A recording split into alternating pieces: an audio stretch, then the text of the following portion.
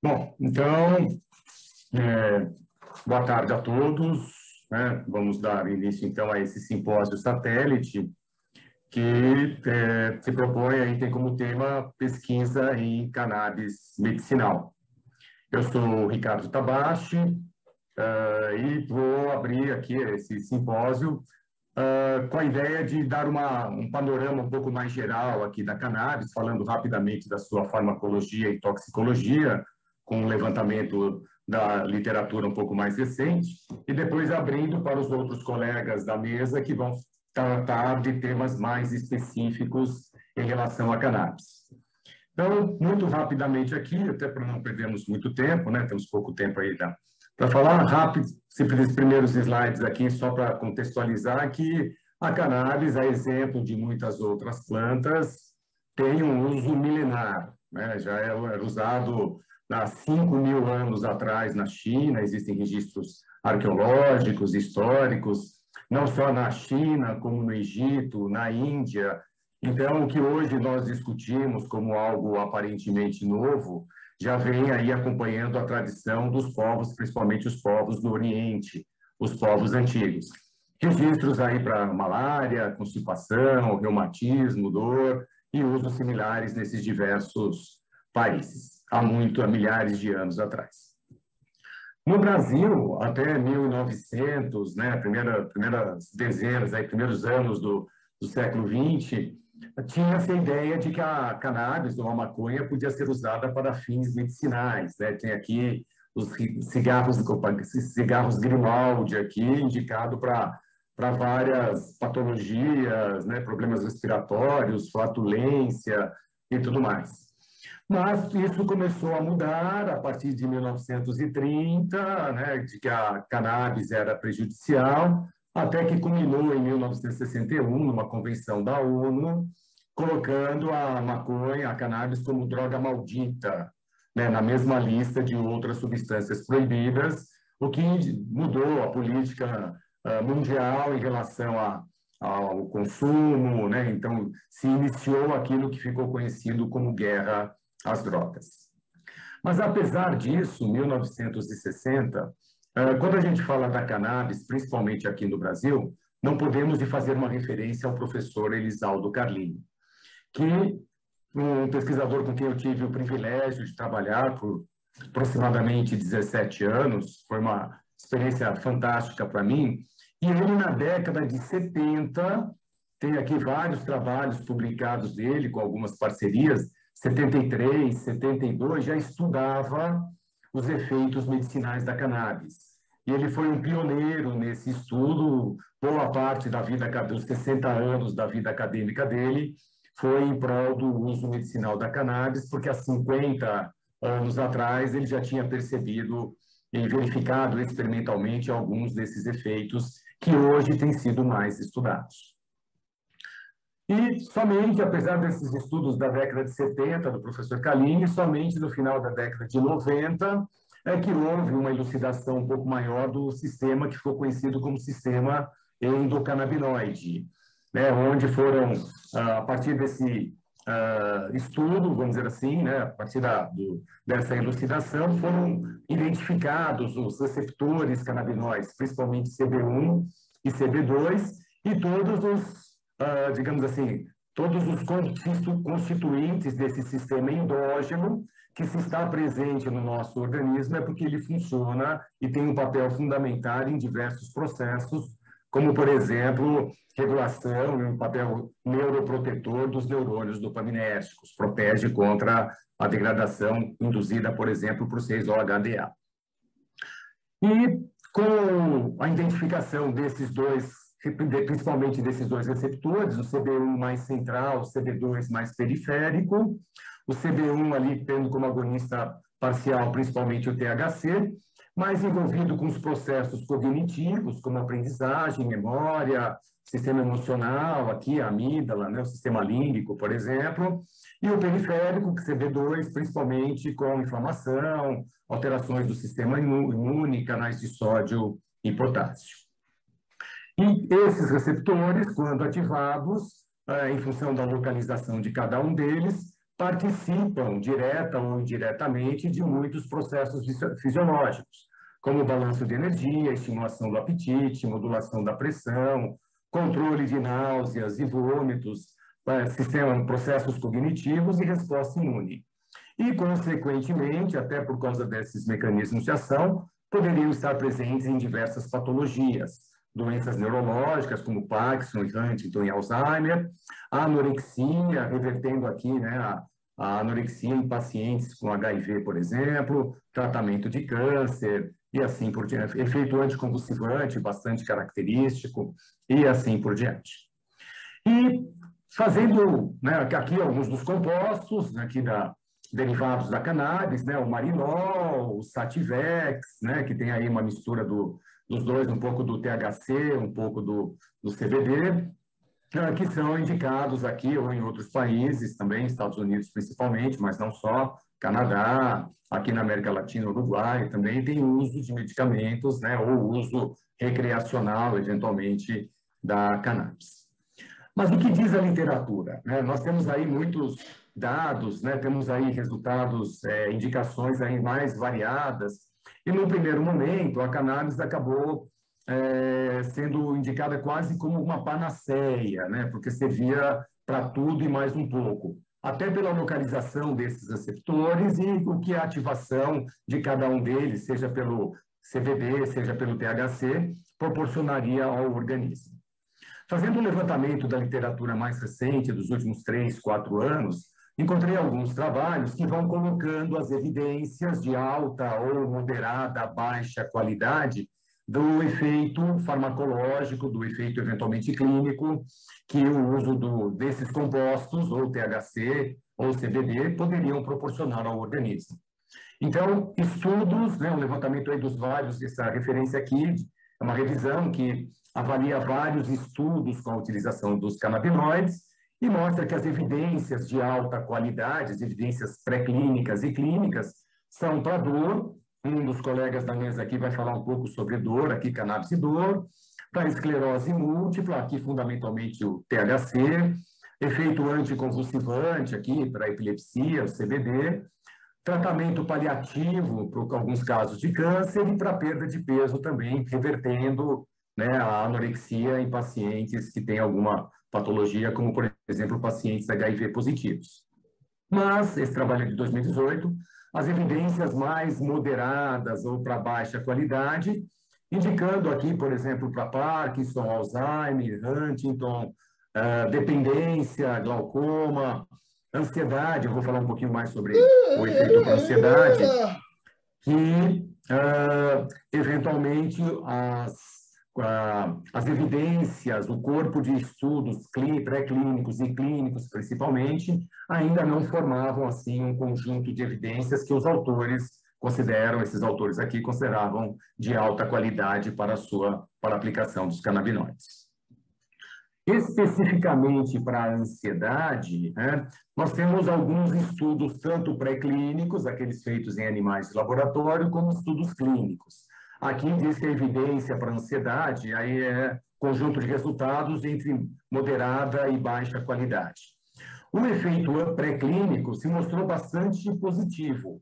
Modelos experimentais utilizando animais de laboratório, onde é possível simular o efeito ansiolítico, de pânico ou de estresse, a utilização do CBD provocou uma redução desses parâmetros comportamentais nos estudos pré-clínicos. Nos estudos clínicos, os resultados já são, digamos assim, um pouco contraditórios, né?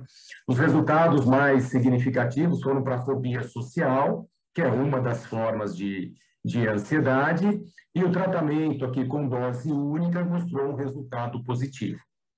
Mas carece aqui de estudos ou de resultados para as outras formas de ansiedade, né? Como transtorno generalizado de ansiedade, síndrome do pânico, né? O toque, eventualmente, onde os resultados ou os estudos envolvendo a aplicação da cannabis como efeito ansiolítico para essas outras formas de ansiedade ainda não se mostram robustos, não se mostram muito convincentes. Por isso que há necessidade de avaliar o efeito sobre outros tipos de ansiedade estabelecer vias e doses adequadas e eficácia e segurança a longo prazo. Ainda dentro desse levantamento aí mais geral da literatura, né, nós encontramos muitas referências, aqui ficou um pouco fora de foco, mas eu consigo resumir rapidamente aqui esse slide, falando do tratamento, da utilização da cannabis para o tratamento dos diversos tipos de câncer. Então, esse é um outro trabalho de 2019, que fala, por exemplo, aqui para câncer de mama, para câncer de colo, de pulmão, câncer no sistema nervoso central, de próstata e de células endoteliais. E analisa uma série de parâmetros, né, bioquímicos, moleculares envolvidos com as proteínas ou com as substâncias que são os marcadores moleculares que estariam aumentados ou não em cada uma dessas formas aí de tumor. E em todos eles, né, mostra principalmente em modelos pré-clínicos, né, em animais aqui de laboratório, que o tratamento com a cannabis diminuiu a proliferação celular, por exemplo, em praticamente todos os estudos, diminuiu ou reduziu a viabilidade celular, a quantidade de células invasoras, né, o crescimento do tumor propriamente dito, a migração celular.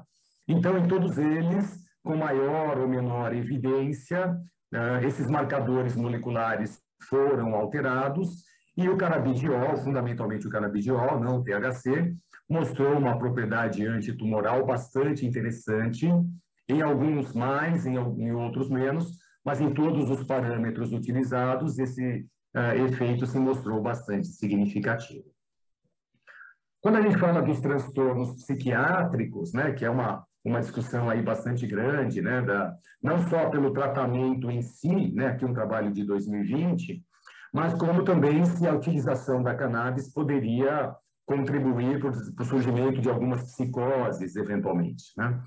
E aqui nós temos, então, nesse trabalho, dividindo, né, em dois grupos aqui dos transtornos, né? Os transtornos que os autores consideram como transtornos afetivos, ansiedade, estresse pós-traumático, insônia, depressão, e aqueles lá que envolvem surtos psicóticos, eventualmente, né? Aqueles sintomas positivos e negativos de um surto psicótico, como delírio, alucinação e tudo mais. Então, esquizofrenia entra aqui.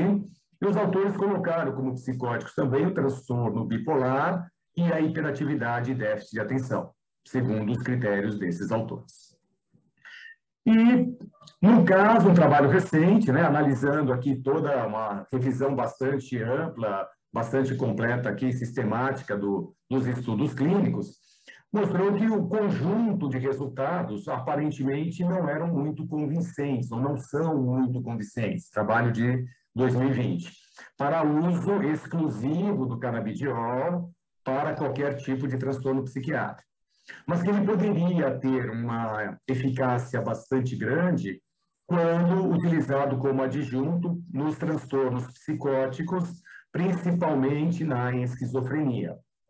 No caso aqui da ansiedade, um único estudo foi detectado aqui por esses autores, mostrando eficácia na ansiedade social, na fobia social, e para o déficit de atenção, aparentemente não mostrou nenhum efeito significativo, apesar de que os receptores lá para CB1, principalmente, estão presentes nas áreas centrais relacionadas com os processos cognitivos, como memória, atenção, concentração e tudo mais.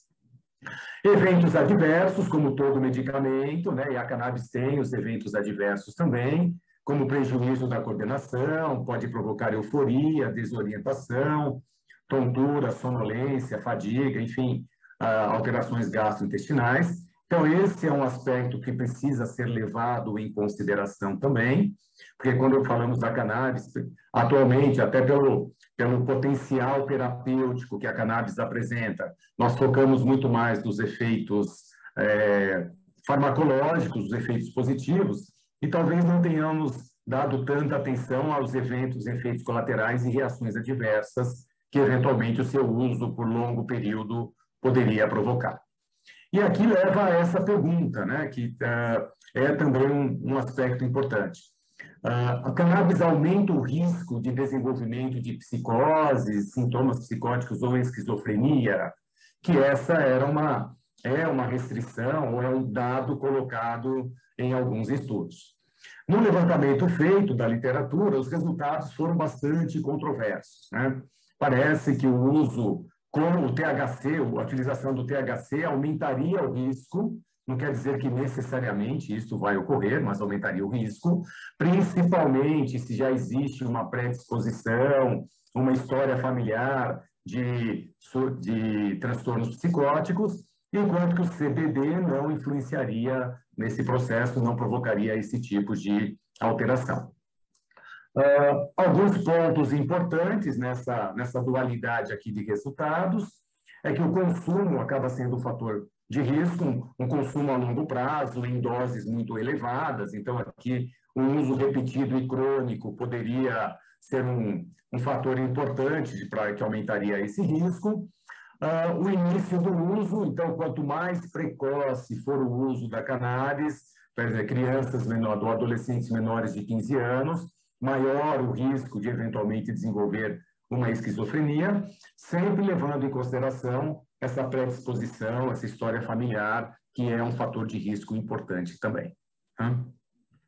Existem esses efeitos tóxicos, né, efeitos tóxicos bastante importantes, principalmente no CB1, que ele é central, já que ele atua em vários neurotransmissores, colinérgicos, GABAérgicos, dopaminérgicos, e eventualmente uma hiperestimulação do receptor canabinoide, o CB1, que tem essa localização central, poderia interferir na neurotransmissão desses diversos neurotransmissores e, consequentemente, provocar todas as alterações comportamentais que são reguladas por cada um dessas substâncias, cada uma dessas substâncias, né?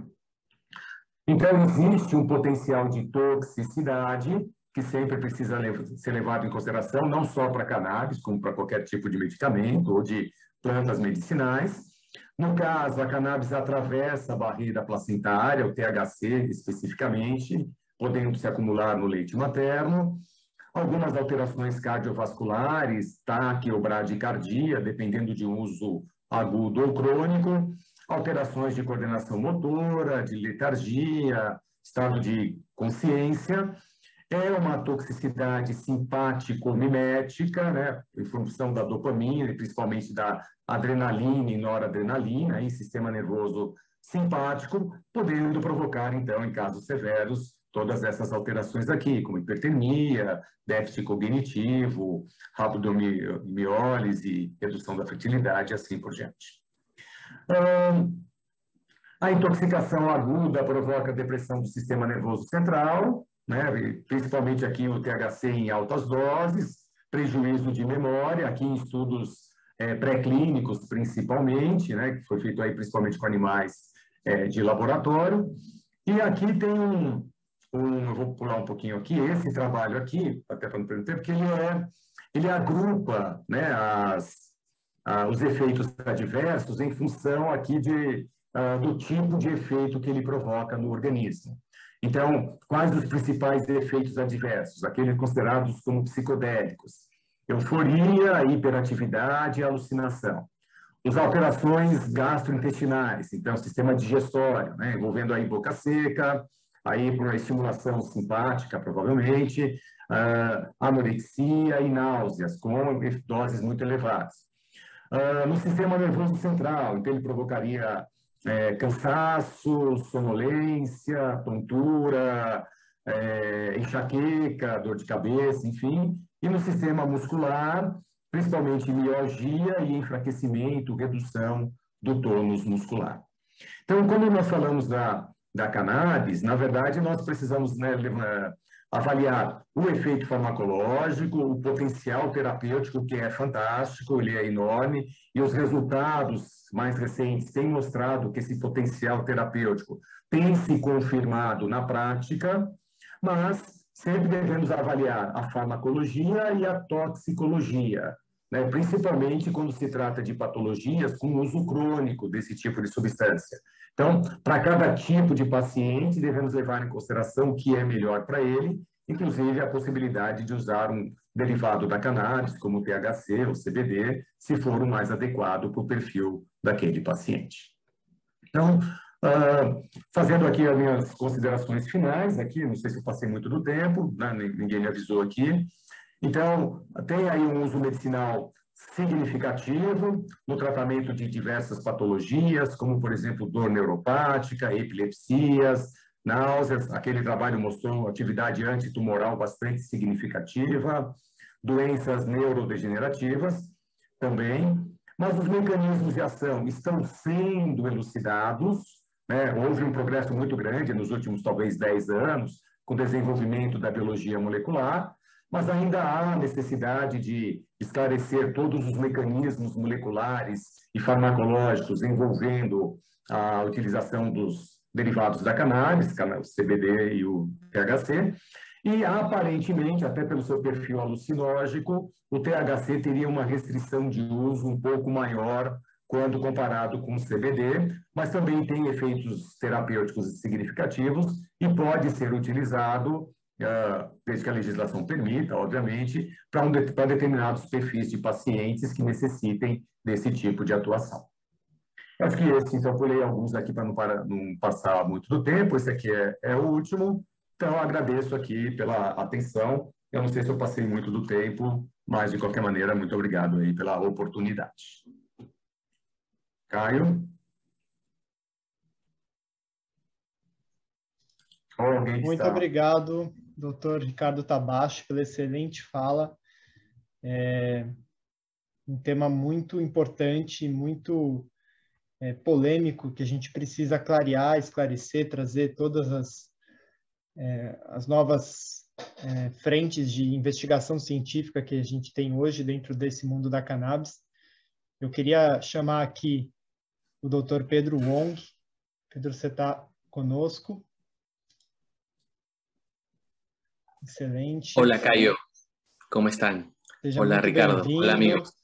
Dr. Pedro Wong, ele foi assessor para o sustento científico de diversos projetos de lei apresentados pelo Congresso da República do Peru para regulamentar o uso medicinal da cannabis, e ele tem uma larga experiência aí com esse processo de regulamentação e de investigação da cannabis. É um prazer tê-lo conosco aqui no nosso simpósio satélite. Seja muito bem-vindo. Gracias, Caio. Gracias a la organización.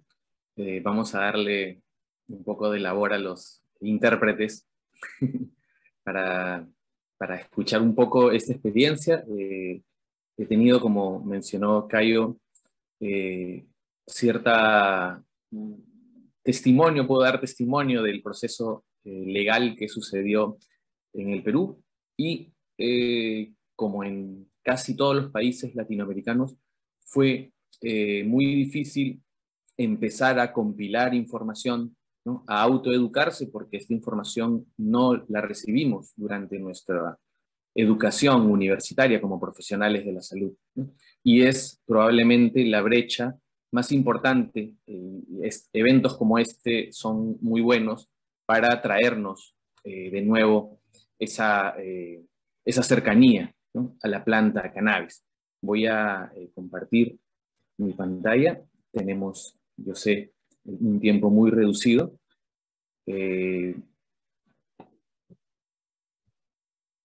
Perfecto. Bueno, hoy vamos a hablar muy brevemente sobre algo de farmacognosia, el conocimiento, ¿no? de esta planta medicinal y unos breves pincelazos de la farmacotecnia. ¿Cómo podemos hacer de que esta planta pueda ser usada finalmente por los profesionales para el beneficio de los pacientes? Pues ya lo mencionó anteriormente el profesor.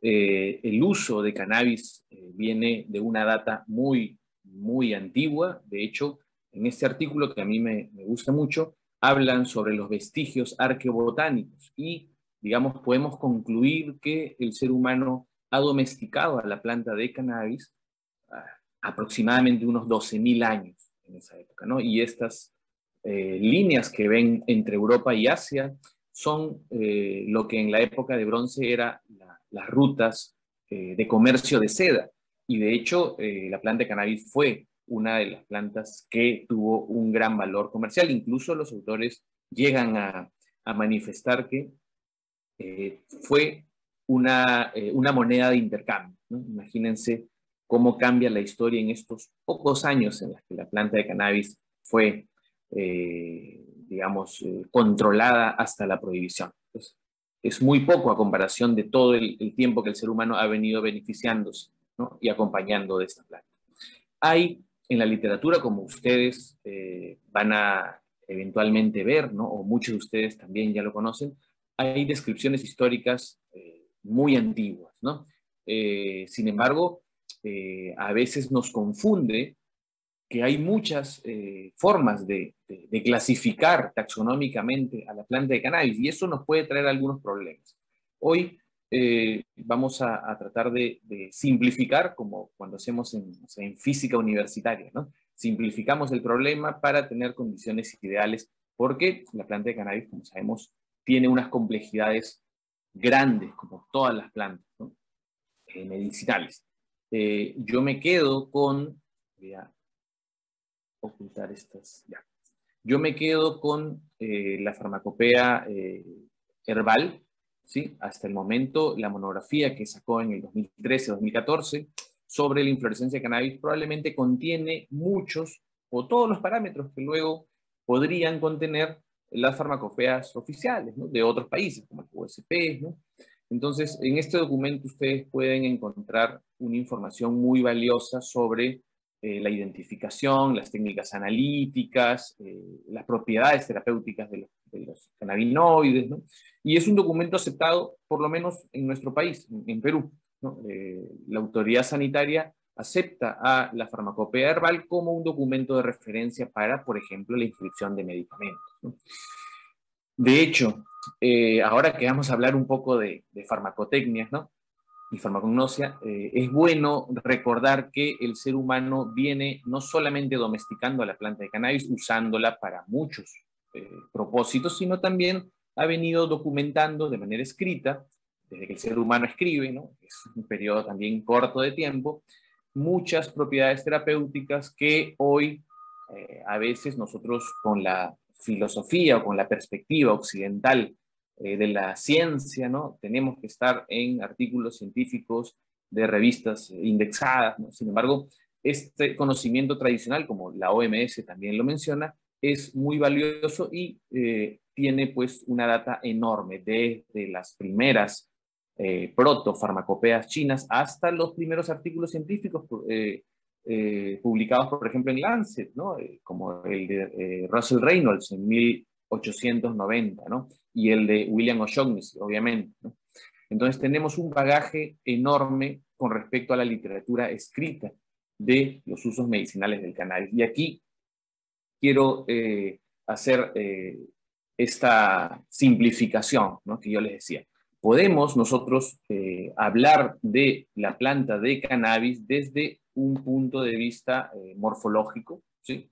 Aquí los ingenieros agrónomos, los botánicos, les gusta mucho este tipo de clasificación, donde la morfología de la planta es importante.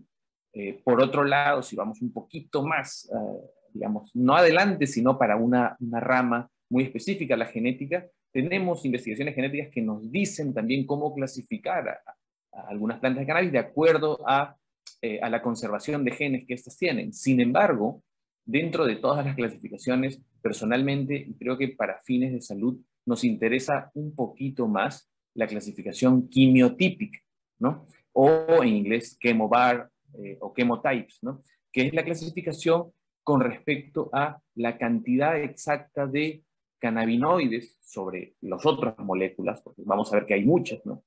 Y estos ratios y estas concentraciones nos pueden predecir, de alguna forma, las áreas médicas donde podemos utilizar a las plantas de cannabis, ¿no?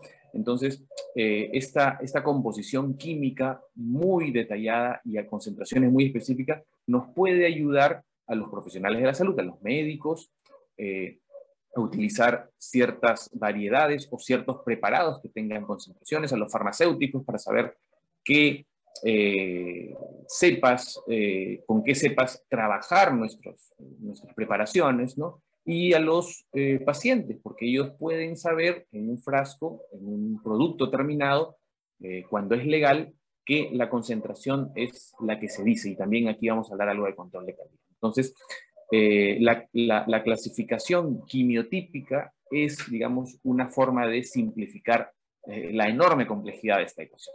Y dentro de la clasificación quimiotípica, ¿no? A mí me gusta mucho la clasificación que hace Ernest Small, pues él clasifica a los fenotipos de cannabis en tres. Las altas en THC, yo les pongo un ejemplo, la Sour Diesel, que es una cepa de cannabis, y que ahí tiene un número, ¿no? 25, 2.0.3. Esto significa que por cada 25 partes de THC hay 0.3 partes de CBD. Se lee, ¿no? Cantidad de THC o concentración de THC sobre cantidad o concentración de CBD. Están las tipo 2, que es una mezcla equilibrada, donde hay una proporción similar. Ustedes saben que en la naturaleza no necesariamente hay cosas tan exactas, sin embargo, este tipo de clasificación, nosotros también en nuestro país y en la academia lo utilizamos para clasificar a los productos terminados, ¿no?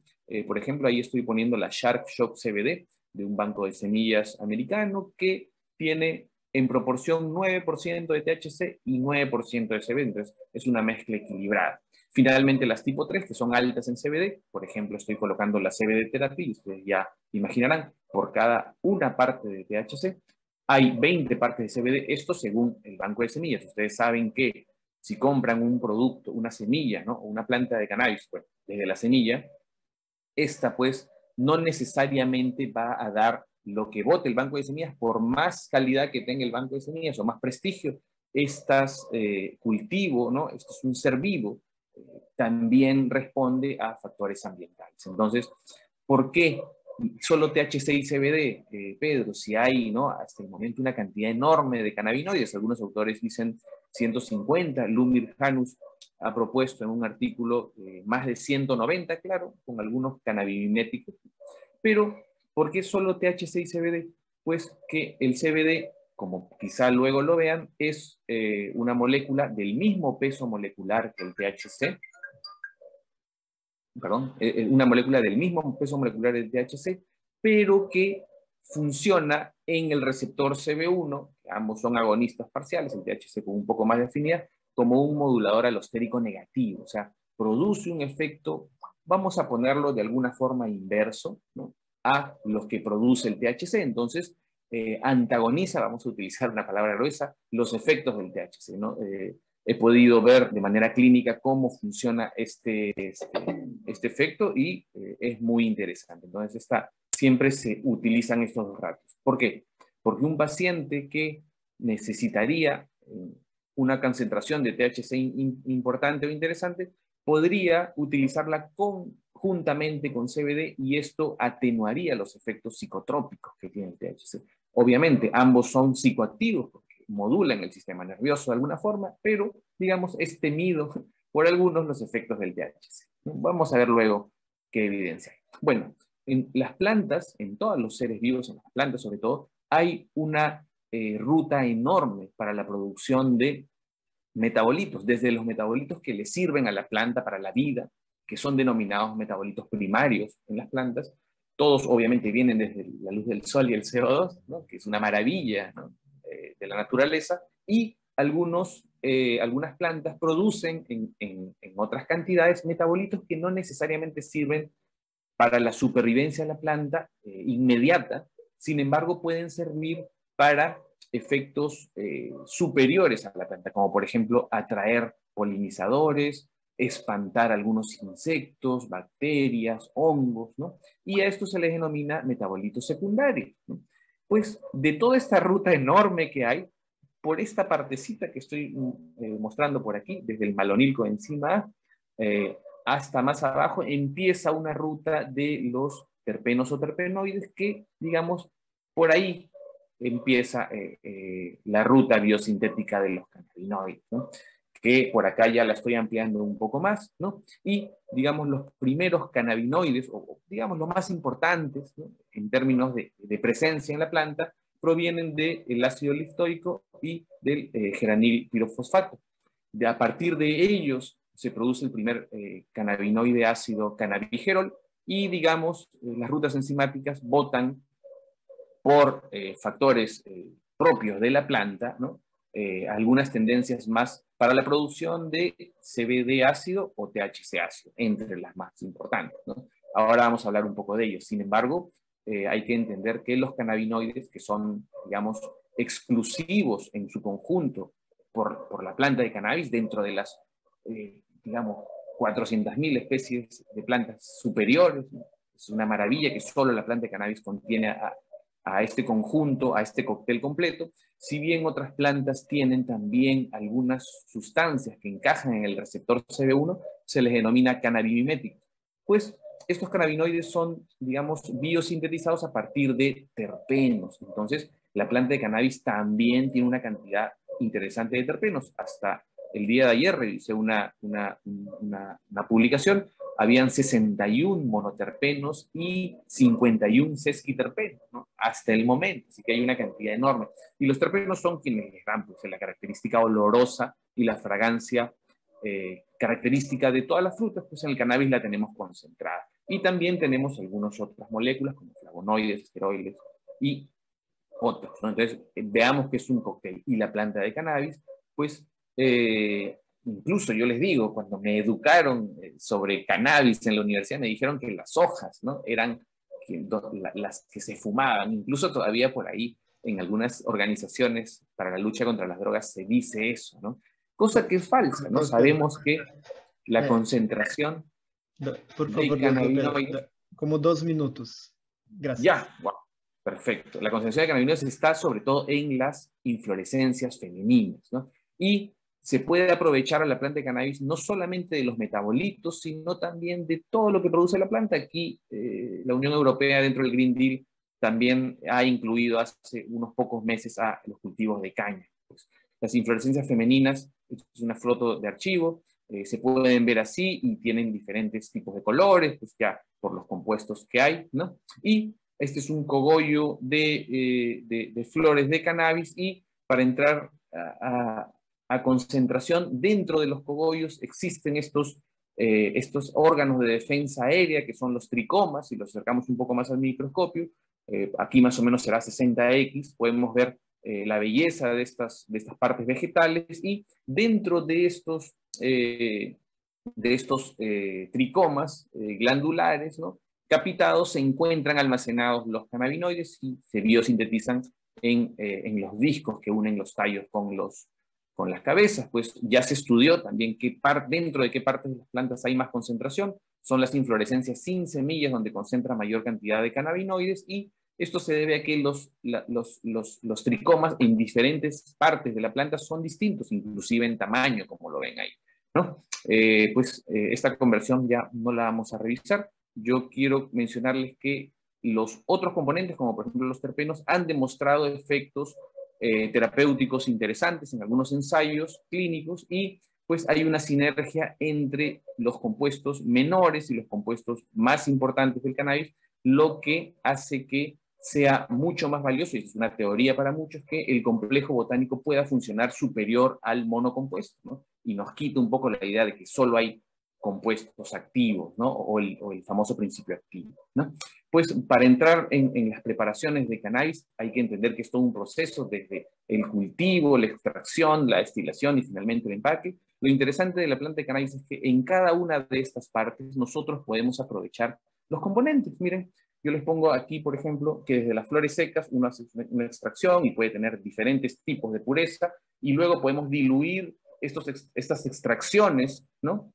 Para hacer los famosos aceites, que aquí les estoy poniendo la foto del aceite que se vende en el Ministerio de Salud de Perú. Sin embargo, desde las flores secas, como el ejemplo de Bedrocan, que en Holanda y en Israel podemos aprovechar de calidad farmacéutica. Es un reto también para que nuestras autoridades regulatorias entiendan de que otras partes de la planta, como los mismos extractos y resinas, pueden ser productos para uso y consumo. Y pues para tener en cuenta qué es lo que necesitan los pacientes, hay que entender que hay una complejidad enorme, no solamente en la planta, en los metabolitos, en los vehículos que estamos utilizando, sino también en la biodisponibilidad, que depende de muchos factores. Entonces, es importante mencionar que la planta de cannabis, como cualquier otra planta, necesita control de calidad, como ya se mencionó, que estos están en estas monografías, ¿no? Metales pesados, límites microbianos, pesticidas, porque es un producto vegetal, y la potencia de cannabinoides. En el Perú hicimos el primer trabajo, que fue parte de mi maestría, con mi amigo brasileño Fabiano Suárez, quiero saludar,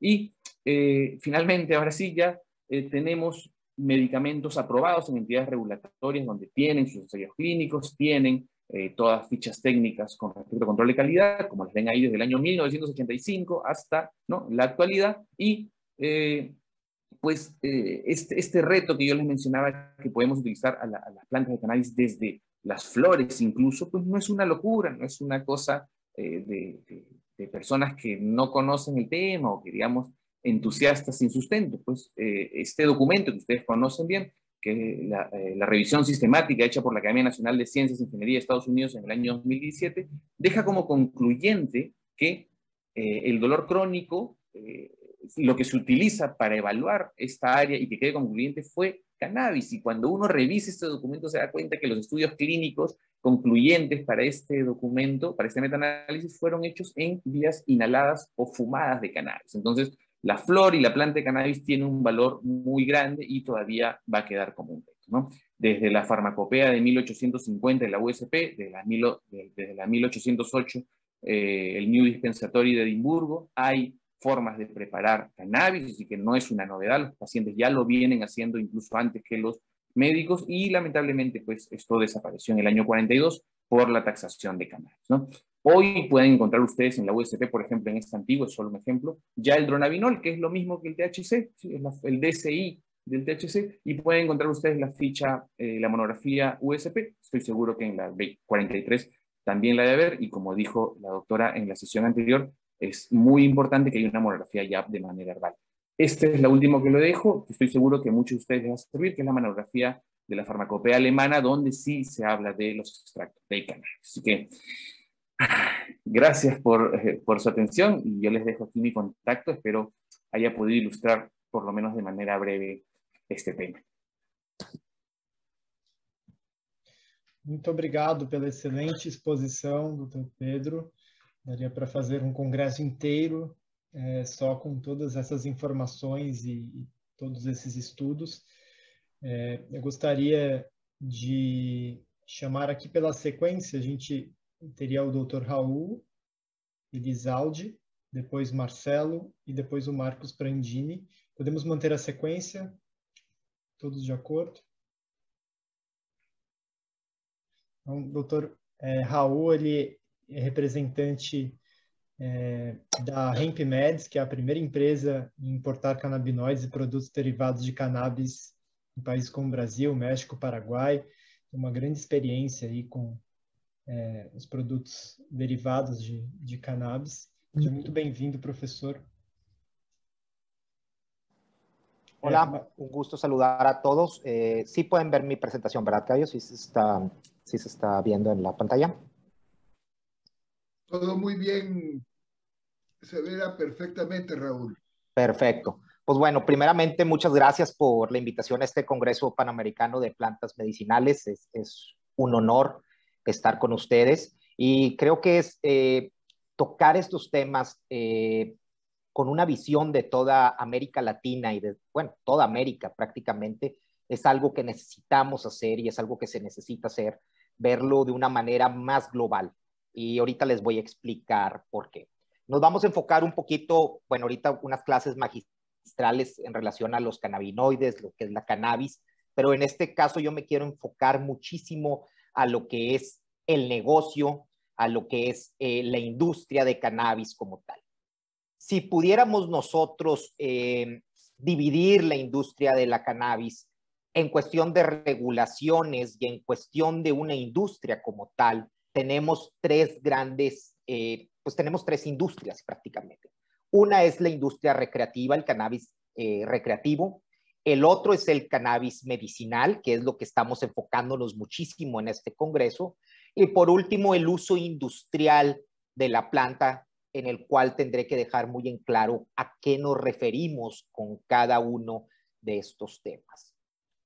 En el tema del uso del cannabis recreativo, prácticamente aquí estamos hablando de algunos países en América que ya han podido regular el uso recreativo de la cannabis.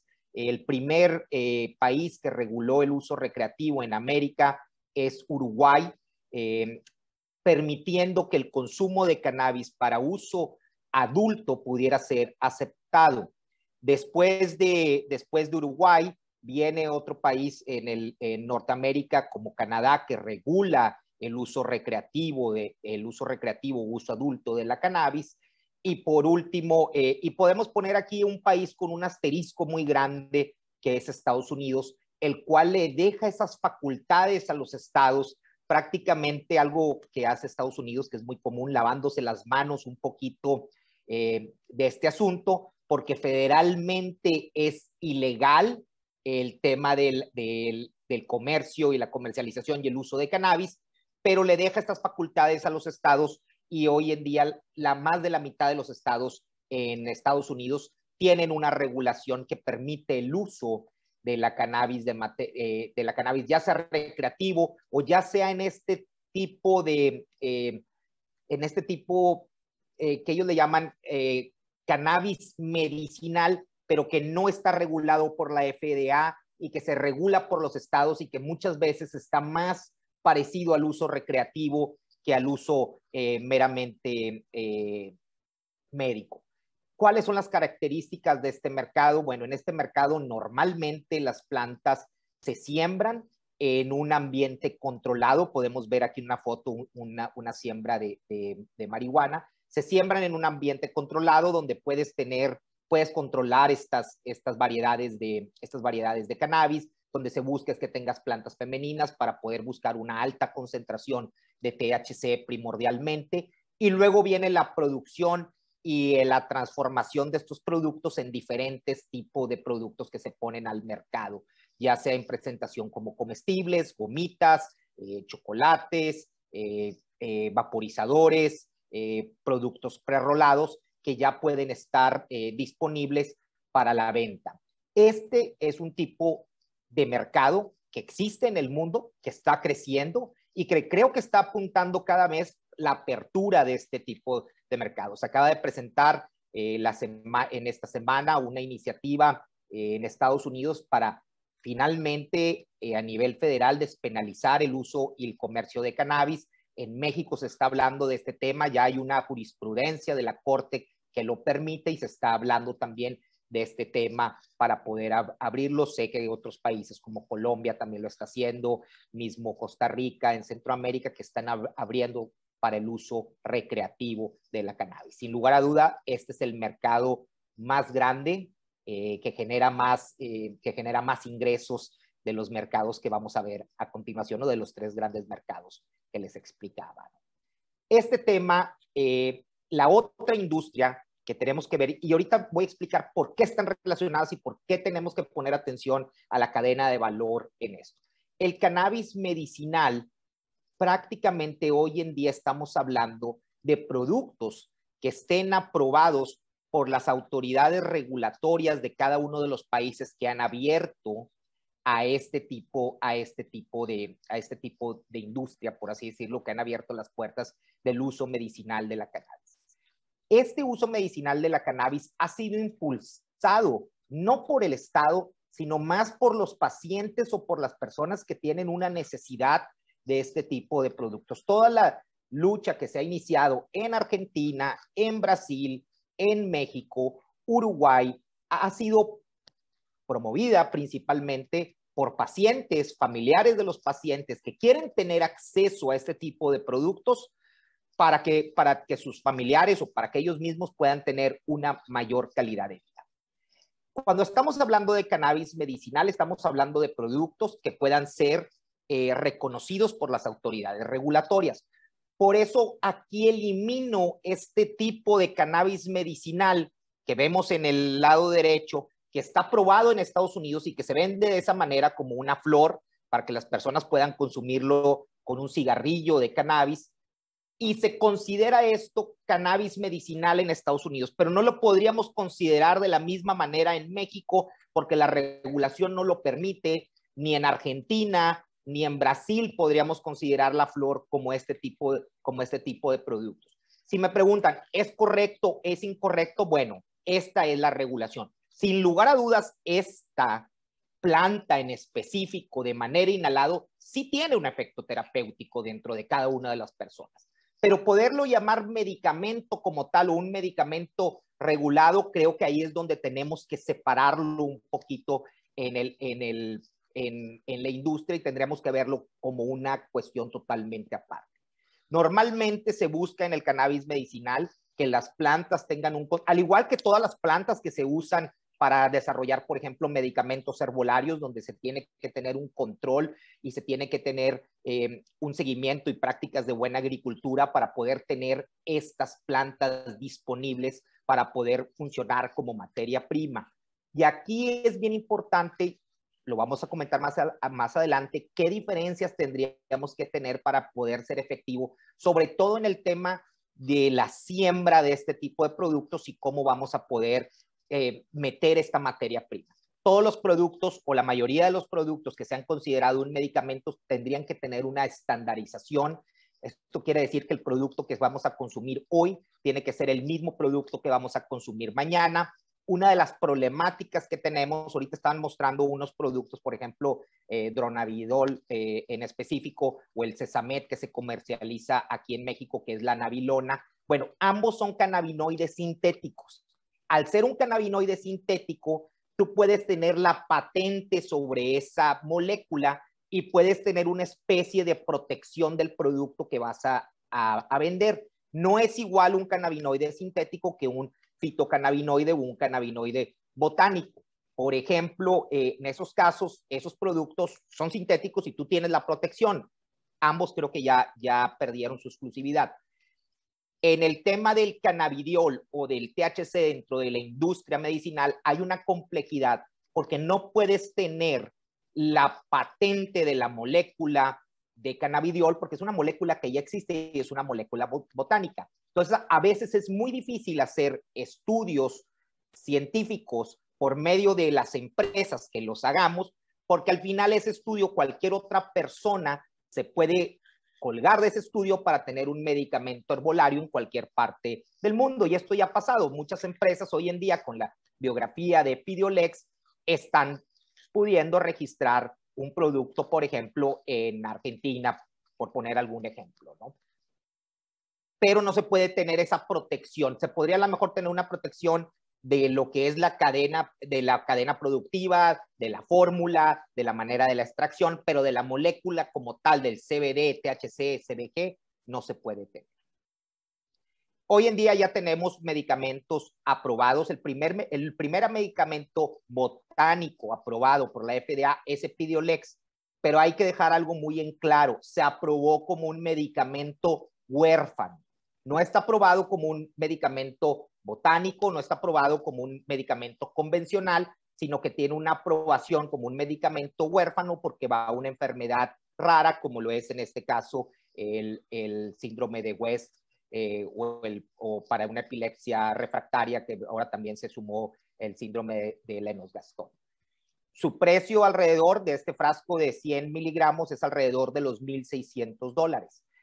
Comparado con un producto botánico que pudiera tener la misma concentración que se vendiera en la misma Unión Americana, bueno, el precio de un producto similar que no tenga el estatus de medicamento, pues bueno, vendría siendo alrededor de los $180, $200 comparado con un producto que es considerado un medicamento que sube a los $1,600. Y aquí es donde hay que ver la manera en que las regulaciones o que podamos hacer regulaciones más sencillas para este tipo de productos. Y cuando hablamos de sencillas, no estoy hablando de bajar la calidad de los productos, sino estoy hablando de cómo vamos a regular el cannabis medicinal en cada uno de los países. Si somos demasiado estrictos, lo que hacemos es que al final vamos a que las únicas empresas, solamente vamos a tener empresas farmacéuticas muy grandes que van a poder cumplir con los requisitos y vamos a tener productos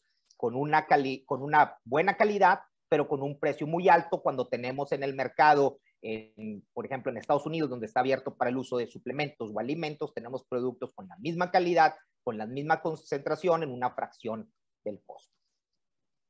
¿Qué es lo que tenemos que tener aquí cuidado? Y es lo que estoy hablando ahorita. Tenemos que cuidar la sobreregulación cuando estamos haciendo una regulación de cannabis y cuando queremos regular el tema médico o el tema de la medicina canábica. Por ejemplo, en México estábamos al principio debatiendo, y todavía se empezó con ese tipo de debate, cuando se quería sacar un producto nuevo, un medicamento de cannabis, prácticamente te mandaban al comité de moléculas nuevas, como si estuvieras desarrollando un producto desde cero y una molécula completamente nueva, lo que te hacía muchísimo más difícil porque tienes que empezar desde cero, prácticamente empezando con el tema de la eficacia, seguridad en animales, de ahí brincar a un estudio clínico, te vas a ir a un plazo de 2 o 3 años en el desarrollo de un medicamento que al final cualquier otra persona pudiera desarrollar,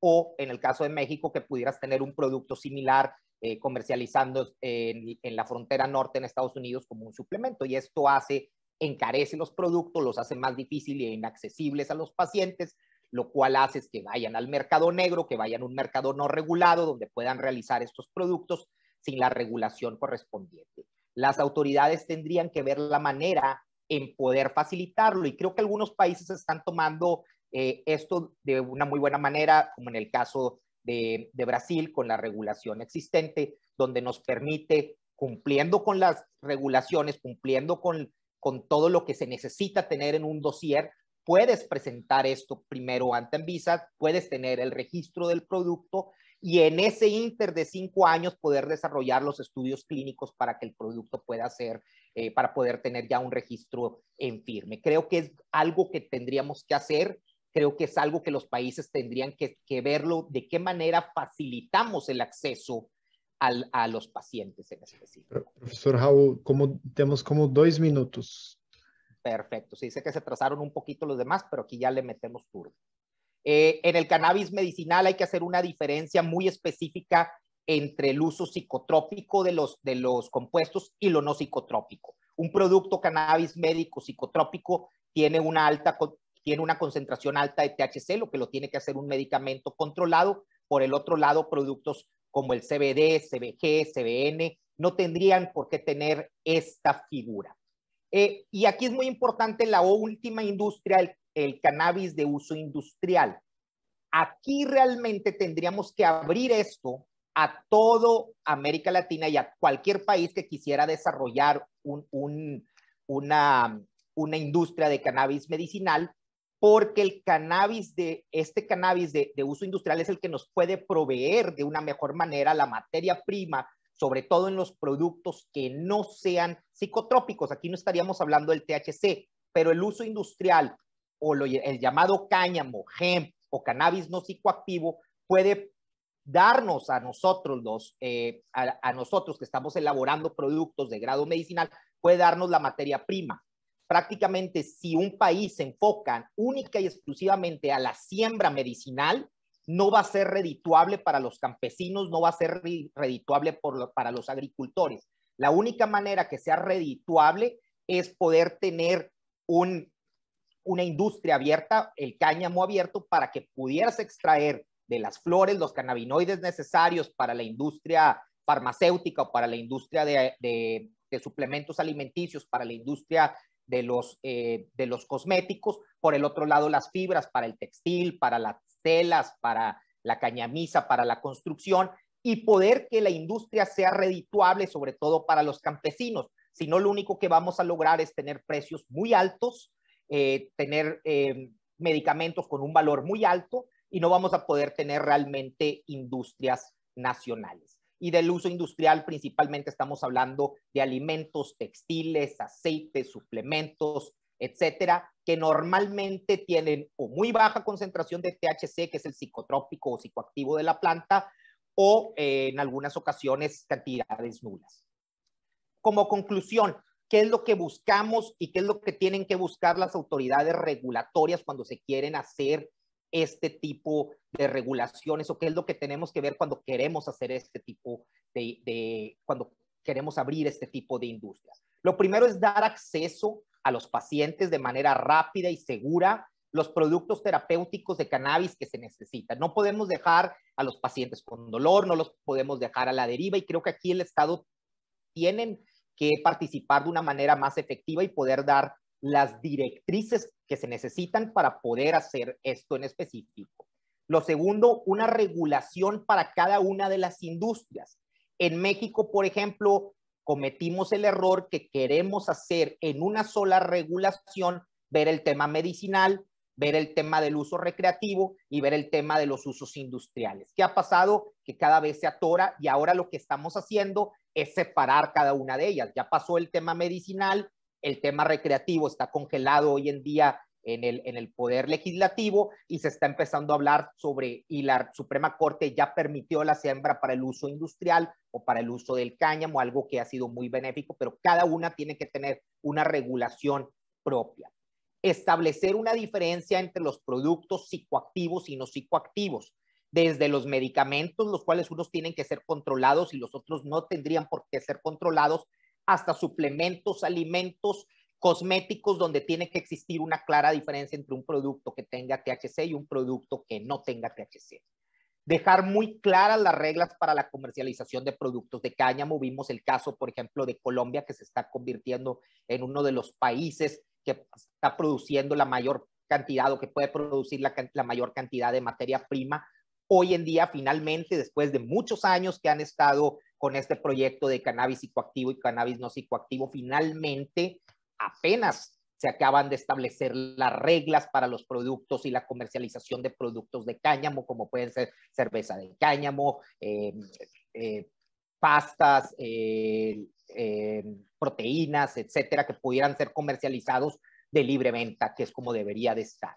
Y por último, y esto es algo que tendríamos, y creo que este Congreso ayuda, y creo que es algo que tendríamos que estarlo viendo de alguna manera, tenemos que tener una legislación homologada en materia de cannabis, sobre todo en América Latina. Creo que nos estamos poniendo de acuerdo, por ejemplo, en la cantidad, sobre todo en Latinoamérica, en la diferencia entre cáñamo y marihuana de manera asertiva. Estamos haciendo lo mismo que hizo Uruguay ya desde hace años, definiendo el cáñamo como la planta o variedad de cannabis sativa que tenga 1% o menor del 1% de cannabis, y marihuana arriba del 1% de cannabis. Creo que tenemos, eso es el principio, pero creo que más allá tenemos que tener una legislación que se pueda homologar, sobre todo el comercio, que podamos homologar todo el trabajo que se está realizando dentro de la industria farmacéutica y la industria de suplementos, etcétera, porque si no existe esta homologación va a ser muy difícil.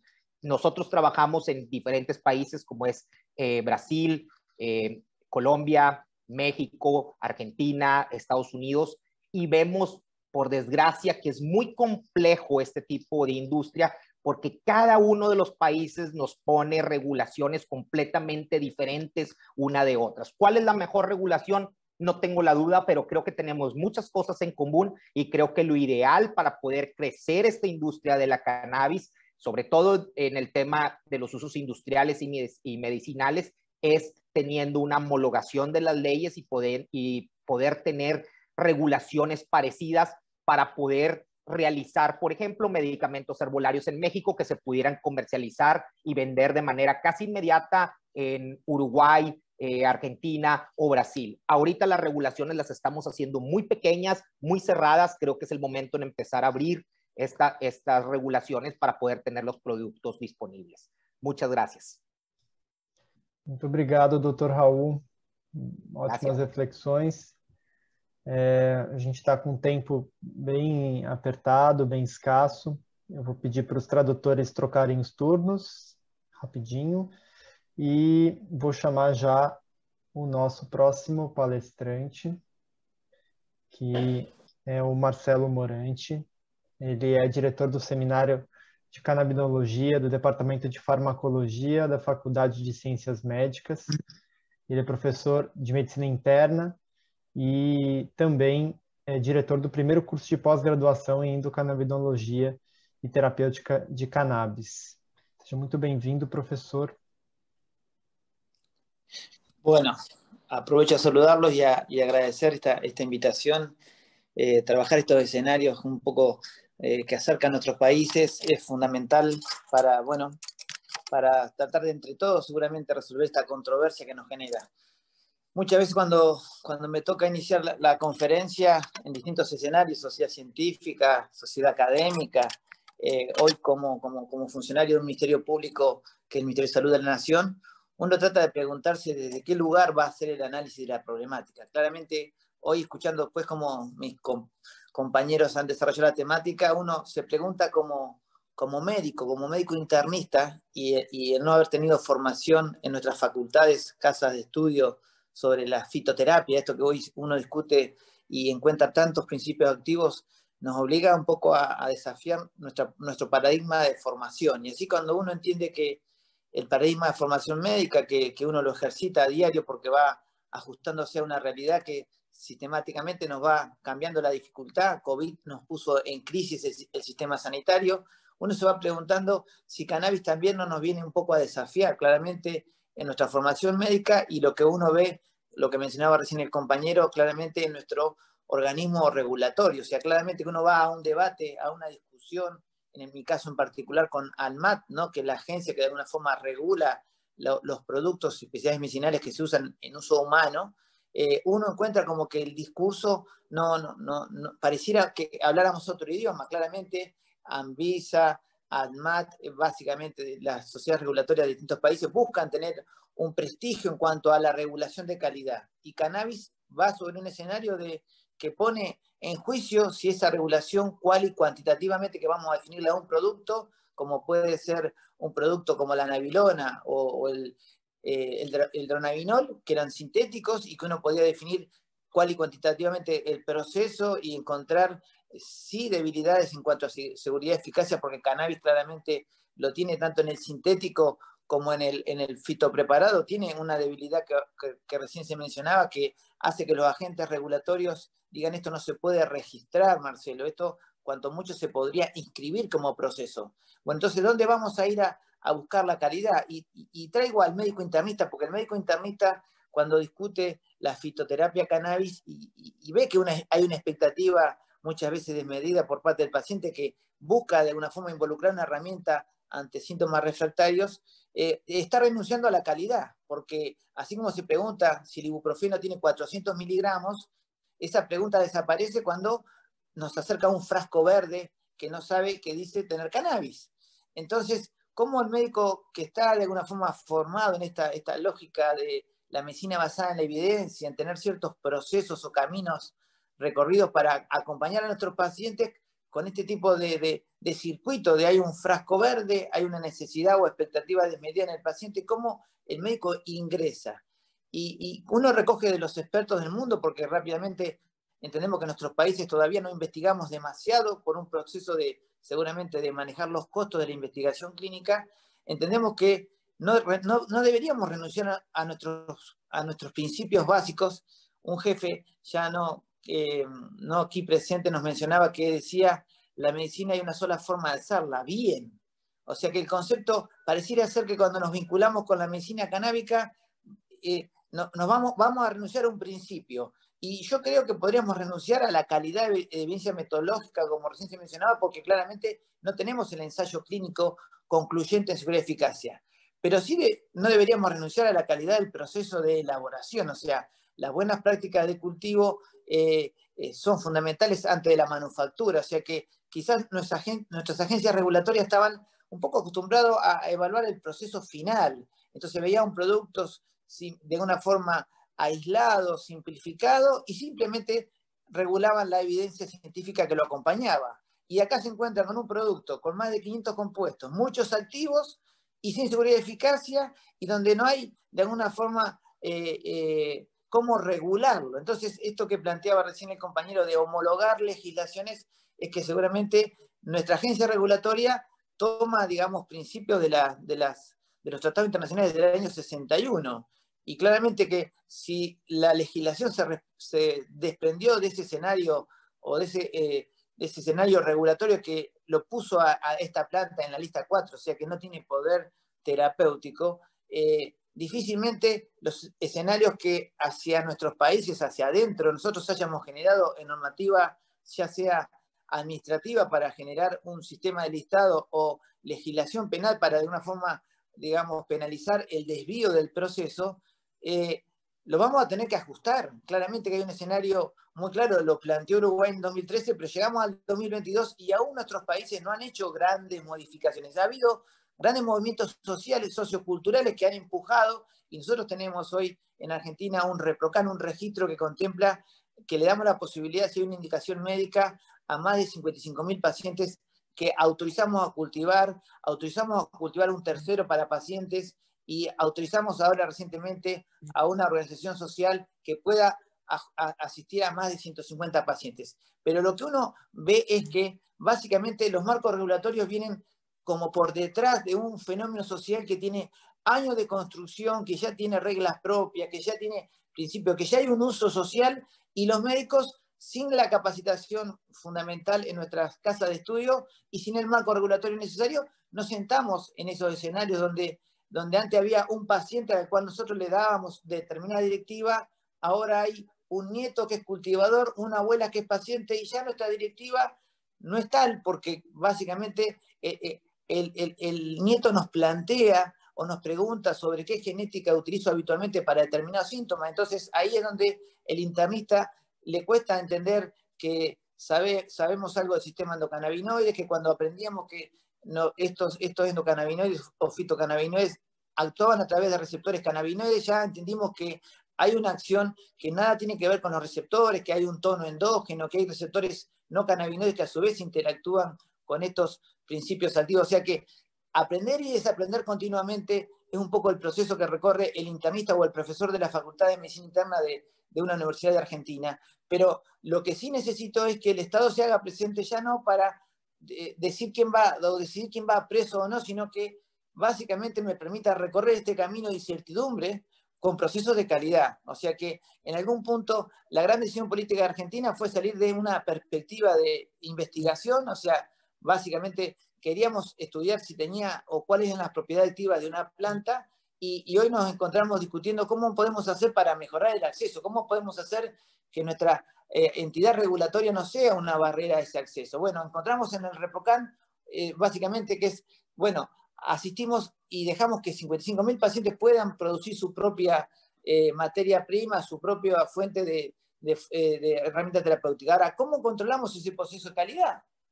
¿Cómo controlamos a través de cómo hacemos para acercar la cromatografía, para saber principios activos, perfil de terpeno, flavonoides? O sea, ¿cómo lo vamos a hacer? Entonces, es indudable que el fenómeno social avanzó inicialmente para que no fueran determinados pacientes presos o personas presas, y ahora nos encuentra un poco a la sociedad científica discutiendo cómo lograr ese marco de calidad.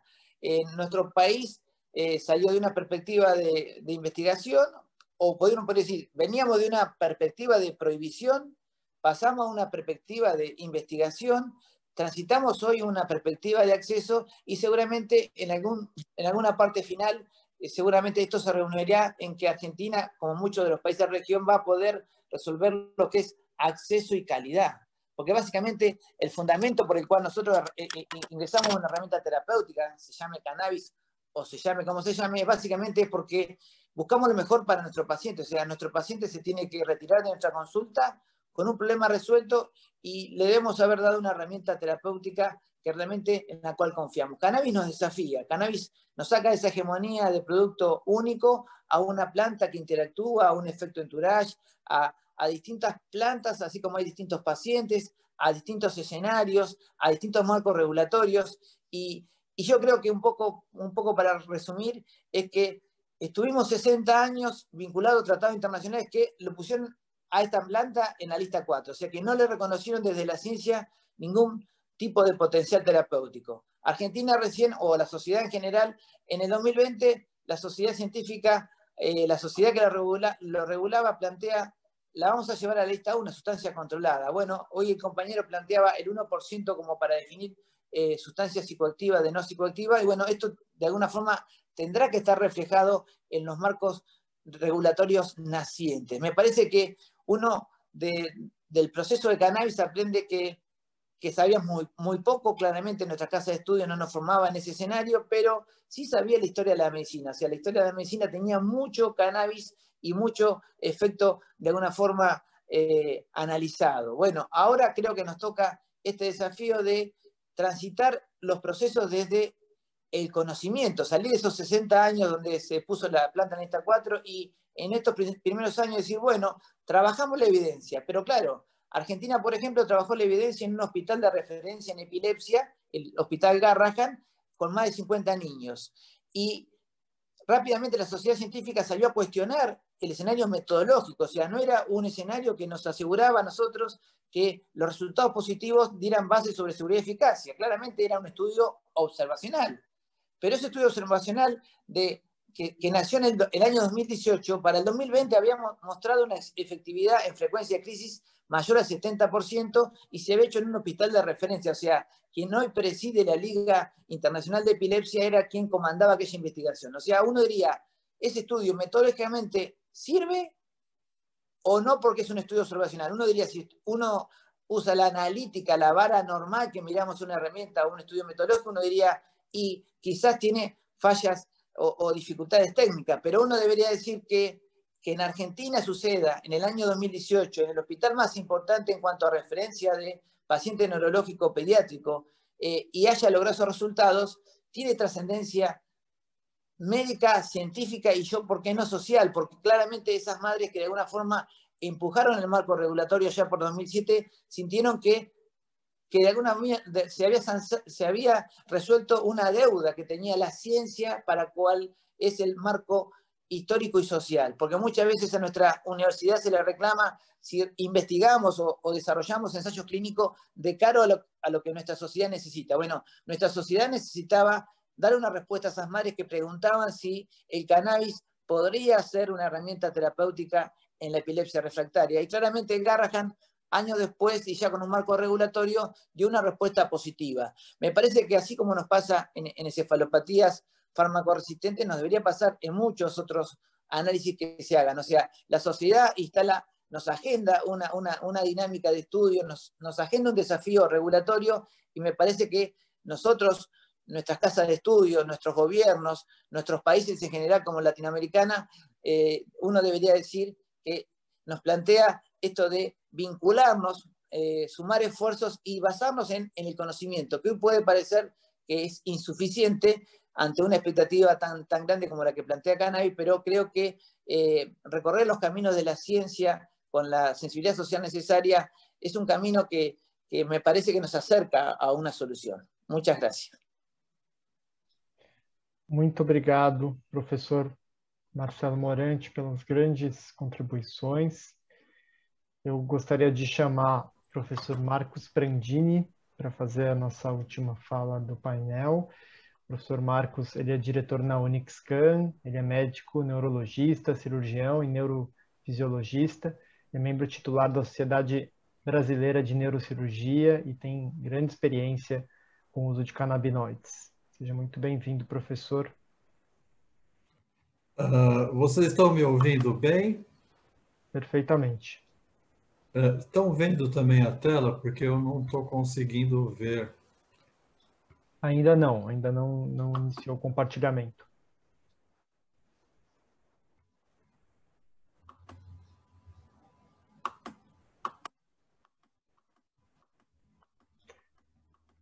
Bom, eu estou tentando fazer entrar aqui, peço desculpa, porque no presente momento não estou conseguindo.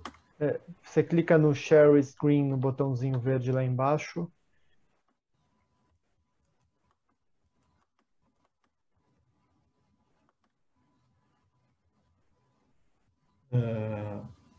Um minuto, por gentileza. Tá.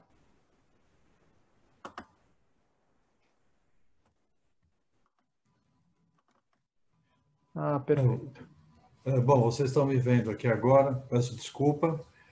Em primeiro lugar, quero agradecer bastante pelo convite que foi feito, pela pela presidência e vice-presidência do primeiro Congresso Pan-Americano, né, de Plantas Medicinais e Saúde Integrativa, e dizer que é um assunto, né, pelo que eu pude assistir, falado brilhantemente pelo Dr. Pedro, pelo Dr. Raul e Dr. Marcelo agora, que nos trouxeram um grande conhecimento, um grande entendimento sobre toda essa dinâmica, né, que tem da planta cannabis, desde do seu plantio, as suas várias formas de ser, e isso é muito importante a gente saber da comercialização, dos motivos pelos quais ela ficou muitas vezes tida até como algo, vamos dizer assim, maléfico, né? E toda essa dinâmica que foi criada em cima enfim, da nossa planta cannabis. Eu quero dizer também que, no meu ponto de vista, né, atualmente, é muito gratificante você pegar vários instrumentos, né? Você pode pegar a internet, você pode pegar papers, você pode pegar trabalhos, você pode se informar das formas mais variadas possíveis que você possa querer e ter a informação a respeito do tratamento do cannabis e as várias doenças, ou sim, alterações do nosso metabolismo que estão relacionados diretamente com a neurotransmissão. Porém, lá nos primórdios, né, vou dizer aqui da experiência brasileira, né, lá nos primórdios, 2015, 2016, 2017, onde a quantidade de trabalhos eram praticamente escassos, né, onde você não tinha uma experiência clínica, né, foi nessa fase, né, que eu tive o contato com a doutora Ana Gabriela Batista, né, uma estudiosa, uma diretora científica e uma consultora técnica ligada, né, a essa área canábica, e nós pudemos desenvolver, né, um estudo, um trabalho, uma pesquisa em várias áreas de aplicação da cannabis. E pudemos sentir nesses anos todos, né, como existe assim, bastante conhecimento. Professor, a gente não está vendo o seu slide. Por algum motivo está projetado só... Ah, tá. Perfeito. Espera um pouquinho. Aqui perfeito. Ótimo. Muito obrigado. Vocês estão conseguindo ver agora? Agora sim, está perfeito. Só que saiu na última. Mas eu quero continuar conversando. Então, para mim hoje, coube falar um pouquinho sobre uma área que é muito importante, né? Porque quando a gente fala em dor, você está falando em vida, né? Porque ninguém, né, gosta de viver com dor, né? E pode, à medida do possível, amenizar essa intensidade dessa dor, ou mudar a percepção da dor, ou pelo menos aumentar a tolerância que nós temos a essa dor, né? E é justamente esses focos, né, enfoques, que a cannabis nos traz, né? Isso com trabalhos recentes, a gente sabe que ela reduz até 30%, né, da sensação que a pessoa tem sobre a dor que ele refere ter. Aumenta a tolerância que a pessoa tem perante esse quadro álgico e melhora, portanto, demais a qualidade de vida, que essa, em última instância, é o objetivo de todo o tratamento, né? Melhorar a qualidade de vida, né?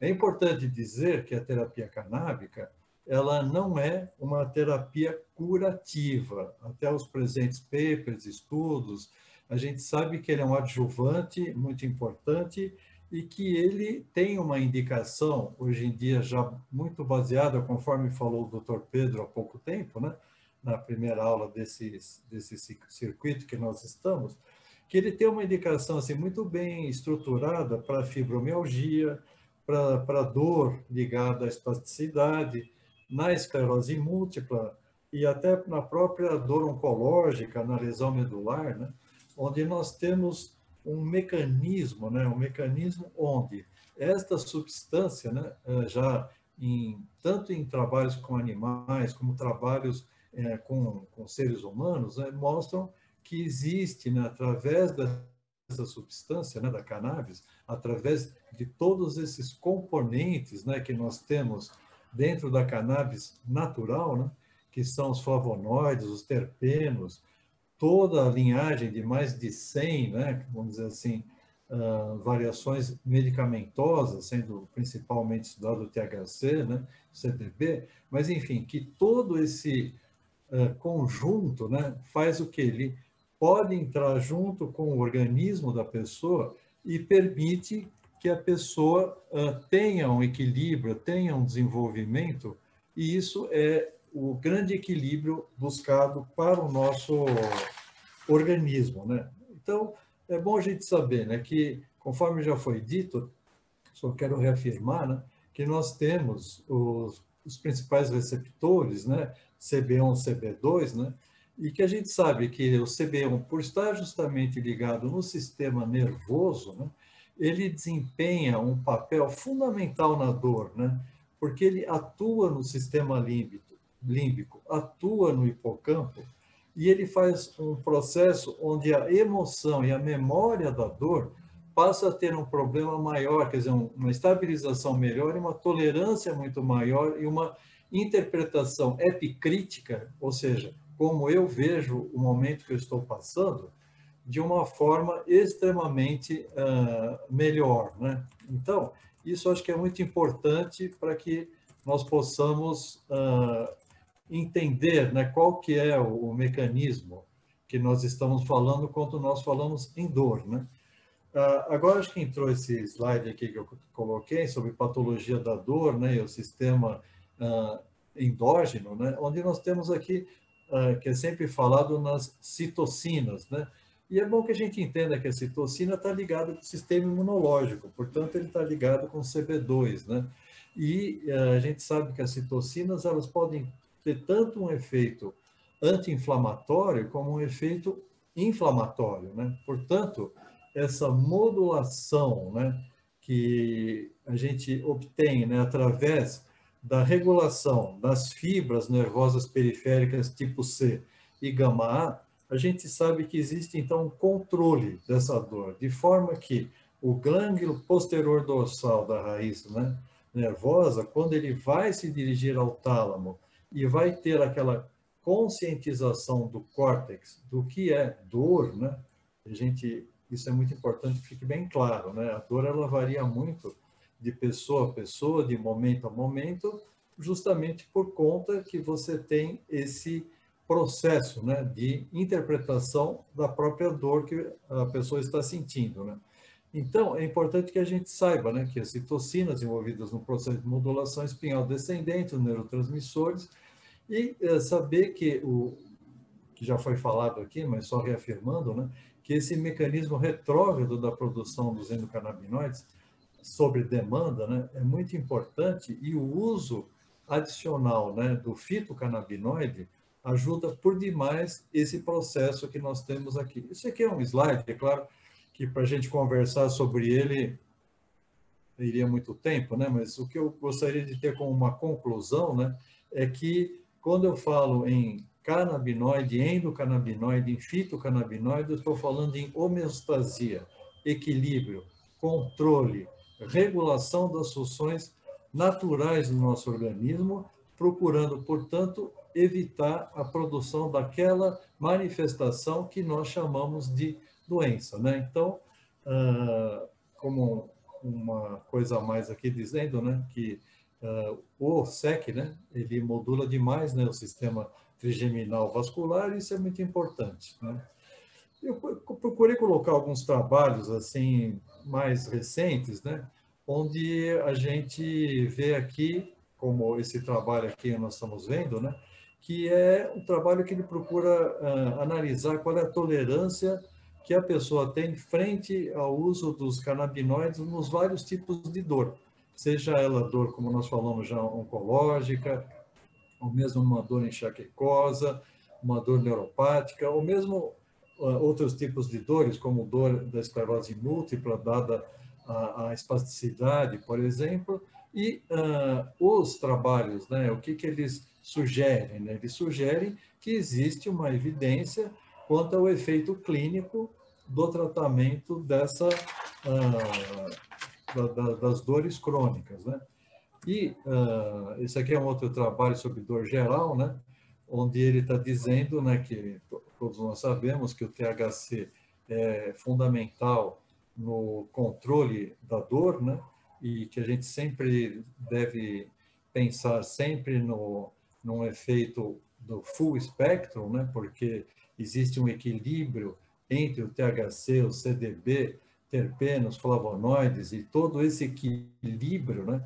Ele tem que ser muito bem entendido e conhecido pelo profissional que está fazendo o tratamento, né, daquele paciente, né, entendendo que cada paciente é um paciente, cada pessoa reage de uma forma, por isso que o tratamento da dor, se exige um acompanhamento frequente na medicina tradicional, né, na medicina fitoterápica, na canábica, então é um acompanhamento muito mais personalizado pela manifestação que cada pessoa pode desenvolver durante a terapia, né? Então, aqui está só confirmando da importância do THC e do controle de vários tipos de dores, né? Aqui é um slide que está falando sobre o canabinoide na dor, né? E está mostrando para a gente o quê? Justamente que lá nas citocinas, onde você tem a parte inflamatória e a parte não inflamatória, o cannabis medicinal vai fazer o quê? Vai reduzir a inflamação neuronal. Então, ele trabalha como um neuroprotetor.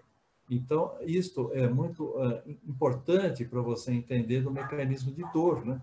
Você entendendo que à medida que você, na primeira instância, você aumenta o cálcio intracelular, você, através da anilatociclase, você começa a diminuir o impulso, faz com que esses endocannabinoides, fitocannabinoides ou canabinoides sintéticos promovam a abertura de canal de potássio, e isso aí vai fazer o quê? Vai fazer um fechamento do canal de cálcio e um decréscimo dos neurotransmissores. Isso é um mecanismo básico de controle álgico que, confirmadamente pelos esses novos papers, né, a gente está vendo que o cannabis realmente tem uma grande importância e função. Dor aguda. Dor aguda, eu posso dizer para vocês que é um dos temas, né, onde tem os trabalhos mais conflitantes. Se temos trabalhos que dizem que o placebo, o cannabis na dor aguda ou uma outra substância tem valor preditivo muito semelhante, né?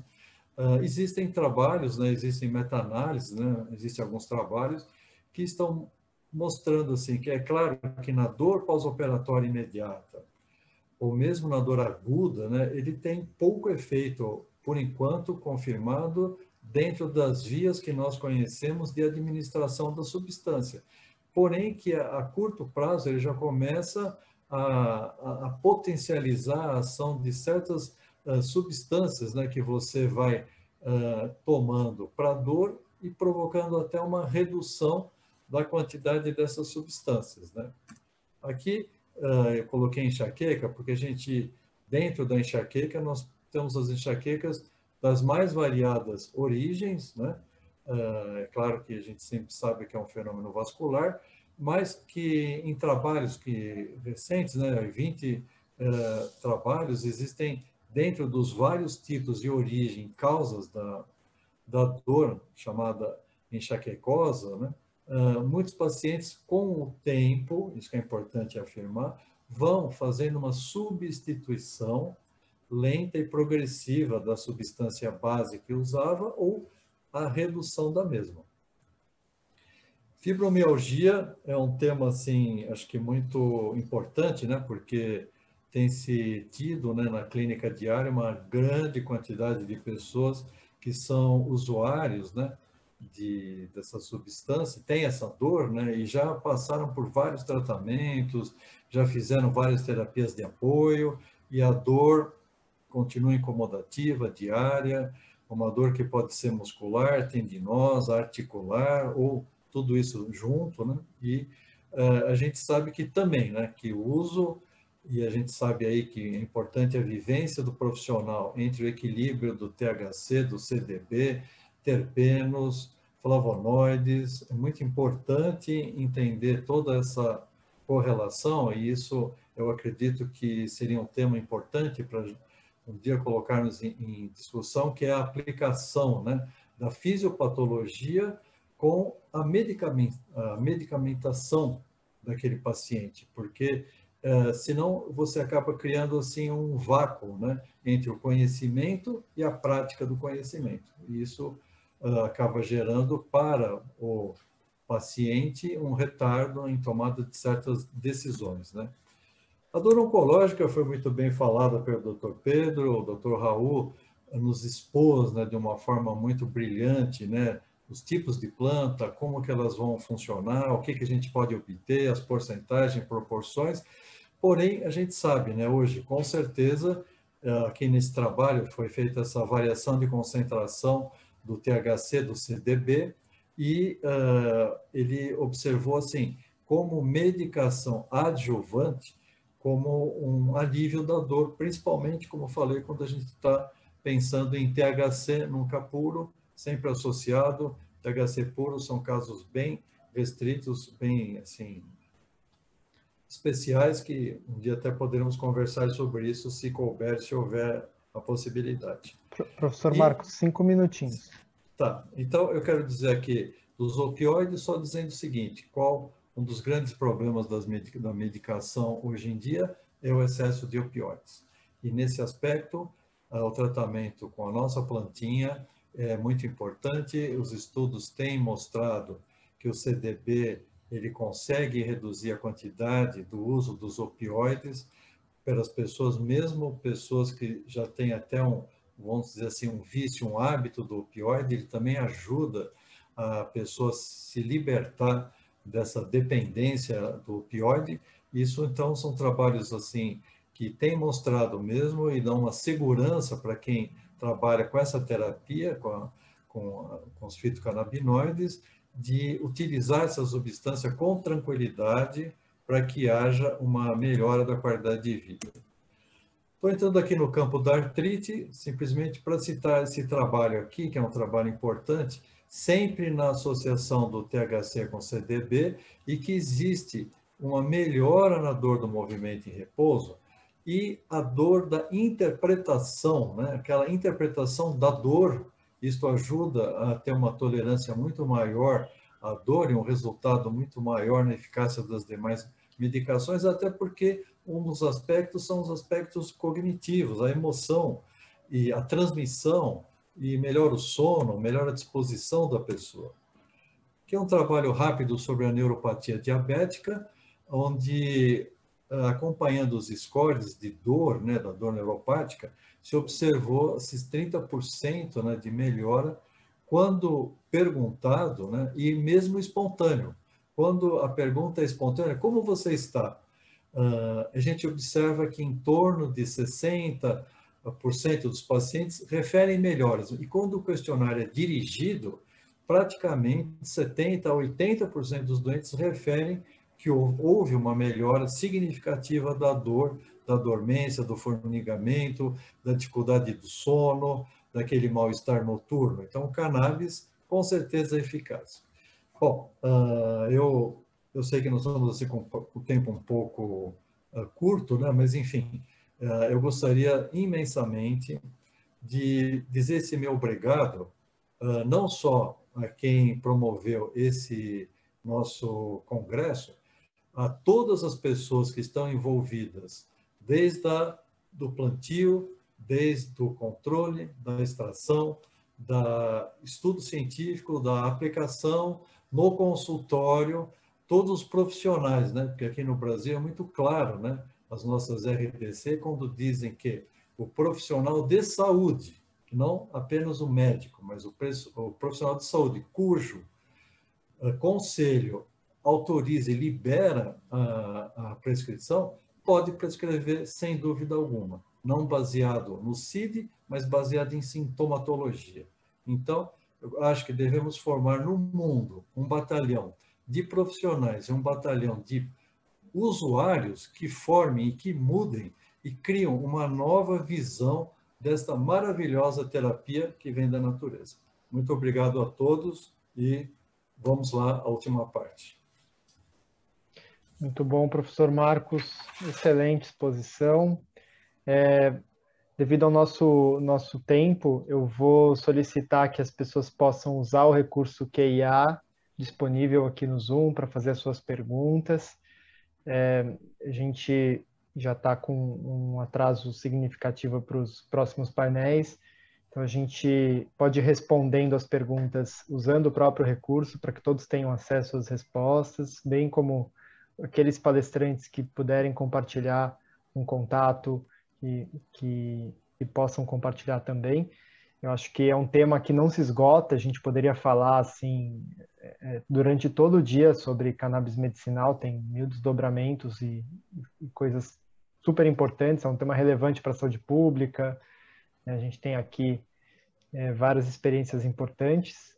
Então, só deixar o agradecimento do evento, para nós é uma honra tê-los como palestrantes e solicitar que a gente dê seguimento e que possamos ter um ótimo dia com ótimas palestras, né? Temos um painel na sequência maravilhoso sobre oncologia também. Tenho certeza que a cannabis é uma das plantas muito utilizadas no cuidado oncológico. Então a gente queria passar a palavra para o Dr. Ricardo Gelman, que é o nosso presidente do Congresso. Muito obrigado. Em nome da organização do Congresso, queria agradecer muito a todos os palestrantes por essas brilhantes e importantes apresentações, porque, junto com a demanda cada vez maior da população da prescrição de cannabis, precisamos ter um grupo latino-americano bem fundamentado para que a gente possa avançar baseado em evidências e que a gente possa introduzir cada vez mais o cannabis na saúde pública. Então, muito obrigado a todos. E já fica um convite aqui, pelo interesse enorme que surgiu no chat, de organizarmos um curso de cannabis pelo Consórcio Acadêmico Brasileiro de Saúde Integrativa pós-congresso, porque eu acho que o interesse foi muito grande. Tá bom? Obrigado.